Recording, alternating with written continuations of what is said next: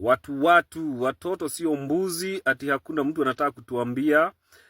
With an official report from the school to the IG to the Ministry of Education, cause ile kitu tuna struggle nayo saizi ni accountability in this country, and that's unaona mtu kama IG anaogopa kuongea juu you have to be held accountable for what you say. So it's not a coincidence none of them is willing to give us an official report.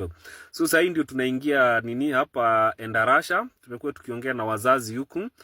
We will tell you what we find out. You have heard from this media personality, and they actually went to Endarasha, so they are on the ground because they want to get data, because we have been told that 70 kids are missing, but they really want to know, is it true that it's 70? And the news that we've been hearing so far, the kids that are missing are more than 70. Now the problem is the school administration, the school officials do not want to give any report, as in they have refused to speak to them. They have refused to comment on that. So nobody wants to give accountability. Remember that from the beginning, on the 6th of September, 17 kids were burnt into ashes, right? And now 70 are missing. That is what they are saying, 70. But we are not yet sure if it's 70, like I have said. There are a lot of rumors. There is alleged that it's 93 kids so far. And then the other news that we've been hearing is that apparently those kids were found in Uganda, allegedly. So the problem is, why is the IG afraid of telling the truth? Why is the Ministry of Education not talking? Why is the owner of the school, right, the CEO, he's not saying anything? And why is it that even the parents themselves, they are not coming out to talk? So it seems that this case is very deep, and I think the parents that their kids are missing have also been put into fear, because we all know that in Kenya, as it is, there is not so much freedom of speech. And if you don't know where to run to, you are forced to keep quiet, right? And there are so many things that will happen to you, and you are forced to die with them, take them to the grave, because nobody should hear about it, or otherwise you are in trouble.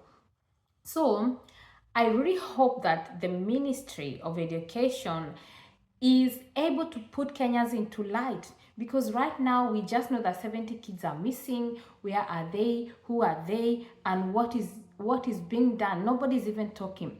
And the fact that the owner of the school has not spoken about the whole situation, and why is he still out there on the street, not arrested? We've not heard that the owner of the school has been arrested. I have not heard those news. He's still very free, right? The matrons, the security, like there are so many unanswered questions, because how the heck are 70 kids missing and we still have boarding schools in Kenya running as usual, as if nothing has happened, as if 17 kids being burnt to ashes is nothing. It's very alarming. It shows how unsafe Kenya is at the moment, because you can't tell me that 17 kids burnt into ashes, we still have boarding schools running. Nobody has even gone to do investigation that what was the cause of the fire, and if this is the cause of the fire, there is a need to check other boarding schools.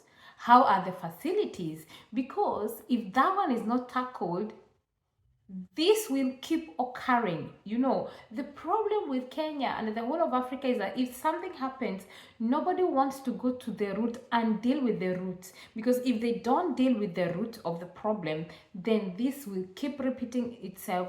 We will forever lose kids, right? Like that, right? So I think the government should now look at the boarding schools. What exactly is the problem? Because this is not the only fire. Now we've had kids are the schools are being burned. Every day we are having cases of fire in boarding schools. Could it mean that the kids are tired of being in boarding school? Could it mean that the kids feel as if they're in prison, right?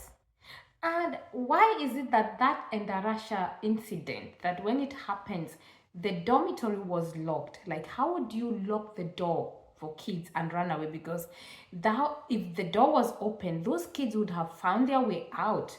But apparently the doors was locked, the dormitory was locked, and nobody's questioning the matron. We have not had him or her talking. There's no interrogation with the security.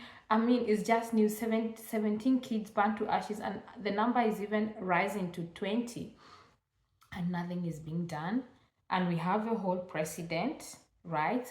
We have a whole vice president. We have a whole minister of education. Nothing is being done, guys.